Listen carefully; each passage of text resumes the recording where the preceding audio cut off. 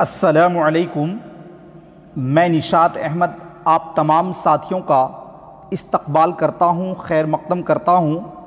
आज के इस वीडियो में हम आपको सीटेट के ऐन निसाब के मुताबिक से 15 जो है वो पेडागोजी से होगा और ये क्वेश्चन सीटेट में पूछा हुआ है।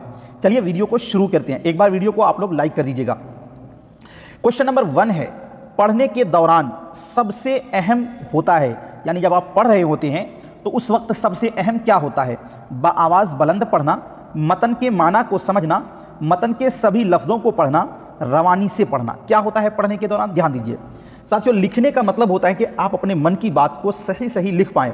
इसी तरह पढ़ने का मतलब है कि जो चीज़ आप पढ़ रहे हैं, यानी जिस इबारत को आप पढ़ रहे हैं उसके माना को आप समझ रहे हैं। तो पढ़ने के दौरान सबसे अहम ये है कि मतन के माना को समझना, यानी जो चीज़ आप पढ़ रहे हैं उसके मतलब को आप समझ रहे हों।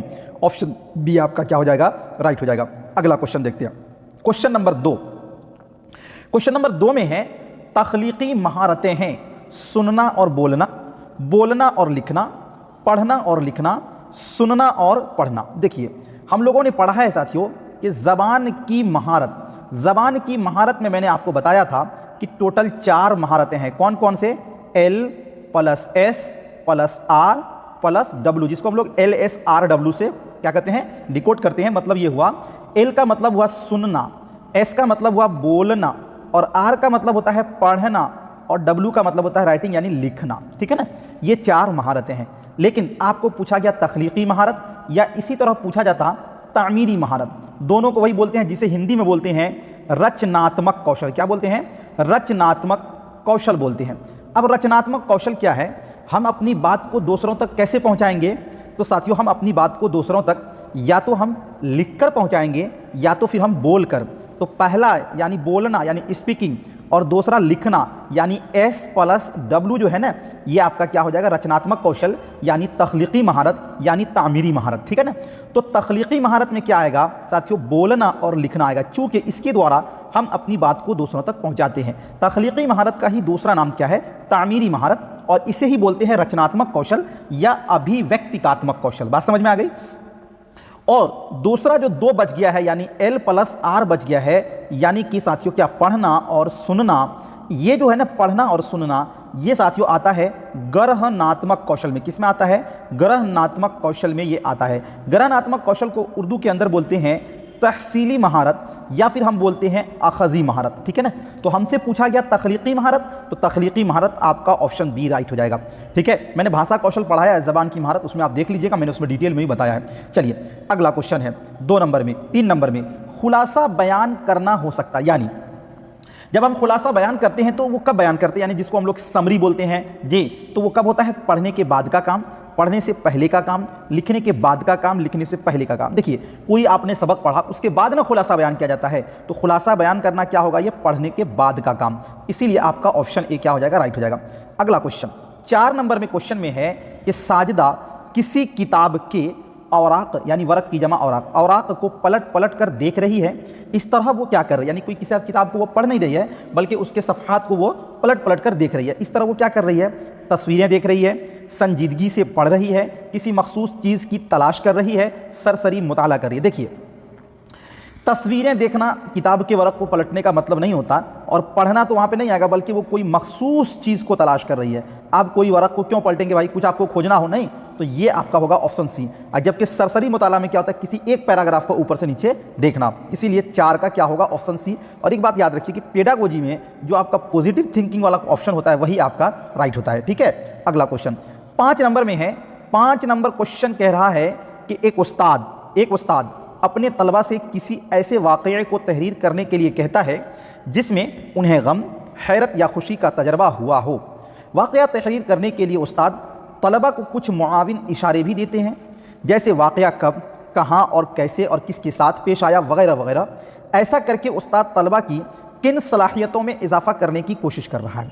लिखने की रफ्तार में, खुशखत तहरीर में, याददाश्त में, और तख्लीकी तहरीर में। देखिए मतलब ये हुआ कि एक वाक़या को कोई उस्ताद लिखने कहता है और वाक़या के पूरे डिटेल में जाने कहता है, और कहता है कि इसमें गम और हैरत या खुशी जो सब चीज़ें आपको तजर्बा हुई है उन तमाम चीज़ों को आप बयान कीजिए। देखिए آپ کسی چیز کو بیان کر رہے ہیں, اگر اس کو تمام پہلوؤں کو آپ غور سے بیان کر رہے ہیں تو یہ کیا ہوتا ہے؟ یہی تو ہوتا ہے ساتھیوں یہ تخلیقی یعنی کریٹیویٹی, رچناتمک. تو یہ تخلیقی تحریر میں یعنی اپنے سے آپ جو کر رہے ہیں اس میں یہ کیا کر رہا ہے ساتھیوں؟ اضافہ کرنے کی کوشش کر رہا ہے استاد. ٹھیک ہے, آپشن ڈی تخلیقی کیوں ہوگا؟ اس لیے کہ جس چیز کو آپ نے محسوس کیا اسی کو آپ اپنے اس میں بیان کر رہے ہیں. آپشن ڈی آپ کا رائٹ ہوگا. اگلا کوشچن 6 نمبر میں ہے, ساجد نے اپنے دوست کو ڈوبنے سے بچایا. ایک ساجد کا دوست تھا جو ڈوب گیا اور اس نے بچا لیا, اور 26 جنوری کو اسے بہادری کا انعام ملا. کس کو؟ ساجد کو. پرنسپل نے صبح کی اسمبلی میں اسے اپنا تجربہ بیان کرنے کے لیے کہا, اس سے اس کی کس مہارت میں اضافہ ہوا؟ یعنی ساجد نام کا ایک ویکتی ہے, انہوں نے اپنے دوست کو بچایا تو 26 جنوری کے دن اس کو انعام ملا, اور 26 جنوری میں جو صبح میں پریڈ ہوتا ہے اس میں بتایا گیا کہ تم اپنے تجربہ کو بیان کرو کہ تم نے اس کو کیسے بچایا. تو یہ جو تجربہ بیان کرے گا تو اس میں اس کی کس مہارت میں اضافہ ہوگا؟ سننے کی مہارت میں, پڑھنے کی مہارت میں, بولنے کی مہارت میں, لکھنے کی مہارت میں. دیکھیے تجربہ ہم بیان کریں گے تو اس میں سننا کہاں سے آئے گا؟ نہیں نہ آئے گا. اچھا اس میں پڑھنا آئے گا؟ پڑھنا بھی نہیں آئے گا. لکھنا اس میں آئے گا؟ نہیں نہ آئے گا, یہ بھی نہیں آئے گا. بلکہ بولنے کی مہارت میں کیا ہوگی؟ اضافہ ہوگی. آپ کا آپشن سی کیا ہو جائے گا؟ رائٹ ہو جائے گا. بالکل آسان کوشچن ہے اور یہ سب کوشچن پوچھا ہوا ہے. چلیے دیکھتے ہیں 7 نمبر میں, ایک استاد لکھنے کا آغاز مخصوص موضوع پر غور و خوض سے کرتا ہے, یعنی کوئی خاص موضوع ہے اور اس پر غور و خوض سے وہ کرتا ہے. یہاں مخصوص موضوع پر غور و خوض سے کیا مراد ہے؟ آپشن اے میں ہے مجوزہ موضوع سے متعارف ہونا اور اس سے متعلق خیالات جمع کرنا, دماغ میں بہت سی معلومات کا لانا, موضوع کو سمجھنے کے لیے دماغ پر زور دینا, صحت مند دماغ کے لیے یوگا کرنا. دیکھیے ایک استاد ہے وہ کوئی خاص موضوع پر غور و خوض کر رہا, تو جو خاص موضوع ہوگا اس کا تو ایک نقشہ آپ کے دماغ میں چل رہا ہوگا نا, اسی کو بولتے ہیں مجوزہ موضوع سے متعارف ہونا. یعنی جس چیز پر آپ غور و خوض کر رہے ہیں اس کی جانکاری آپ کو ہونی چاہیے اور اس سے متعلق خیالات آپ کو جمع کرنا. اسی لیے 7 کا کیا ہوگا؟ آپ کا آپشن اے رائٹ ہو جائے گا. اگلا کوشچن 8 نمبر میں ہے, کہانی پڑھاتے وقت, جی کیا کہا جا رہا ہے؟ کہانی پڑھاتے وقت 4تھی جماعت کی رابعہ کا سابقہ کسی غیر مانوس لفظ سے پڑھتا ہے تو اسے کیا کرنا چاہیے؟ یعنی ایک رابعہ نام کی لڑکی ہے اور وہ کہانی پڑھا رہی ہے, اس وقت کوئی ایسا لفظ اس کے آ جاتا ہے جس کا وہ معنی نہیں جانتی ہے تو اس کو کیا کرنا چاہیے؟ آپشن اے میں ہے لفظ کو نظر انداز کرے, بی میں ہے سیاق کے مطابق اس کا معنی قیاس کرے, اور ڈی سی میں کسی سے اس لفظ کا معنی پوچھے, اور ڈی میں ہے لغت میں اس لفظ کا معنی دیکھیں. دیکھیے اگر ہم نظر انداز کر دیں گے یعنی اس لفظ کو چھوڑ دیں گے تو کب تک چھوڑیے گا؟ ایسا نہیں کرنا ہے. لغت میں ہم ڈائریکٹ لغت نہیں دیکھنا ہے بلکہ ہمیں کر کے سیکھنا ہے ساتھیوں, بلکہ ہم اس کو سیاق کے مطابق اس کا معنی قیاس کریں گے. سیاق کا مطلب یہ ہوتا ہے آگے پیچھے سے ہم اس کا معنی پتہ کرنے کی کوشش کریں گے, آگے پیچھے پڑھیے گا تو آپ کو اس کا معنی پتہ چل جائے گا. اسی لیے 8 کا کیا ہوگا؟ آپ کا آپشن بی رائٹ ہو جائے گا. ٹھیک ہے, اگلا کوشچن دیکھتے ہیں 9 نمبر میں.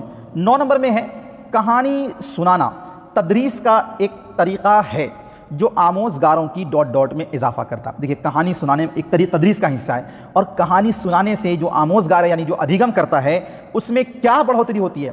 صرف بولنے کی مہارت میں, پڑھنے اور لکھنے کی مہارت میں, سننے اور بولنے کی مہارت میں, صرف سننے کی. دیکھیے سب سے پہلے ایک بات یاد رکھیے, میں نے آپ کو بتایا تھا کہ اگر کیول شبد آ جائے یا اردو کے اندر صرف شبد آ جائے اس کو کاٹ دیجیے گا, تو اے والا بھی کٹ جائے گا, ڈی والا بھی کٹ جائے گا, چونکہ دونوں میں صرف اور صرف یہاں پر آ گیا. اب آپ کا بچہ بی اور سی. کہانی جب سنائی جاتی ہے تو اس میں زبان جو ہے نا ایک مکمل اکائی کے طور پر موجود ہوتی ہے ساتھیوں.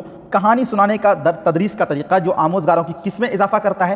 لکھنے میں کہانی سننے سے اضافہ نہیں ہوگا آپ کی, تو بی والا بھی کٹ جائے گا, تو بچے گا سننے اور بولنے میں. چونکہ جب آپ کہانی سنیں گے اور پھر سنائیں گے تو اس میں آپ کے سننا اور بولنے کا وکاس ہوگا. آپشن سی آپ کا رائٹ ہو جائے گا 9 نمبر کا. اگلا کوشچن ہے 10 نمبر میں, زبان کی مہارتوں کو بہتر طور پر سیکھا جا سکتا ہے. یعنی جو زبان کی مہارت ہے, بھاشا کوشل ہے, اس کو اچھے لیول پر کس طرح سیکھ سکتے ہیں؟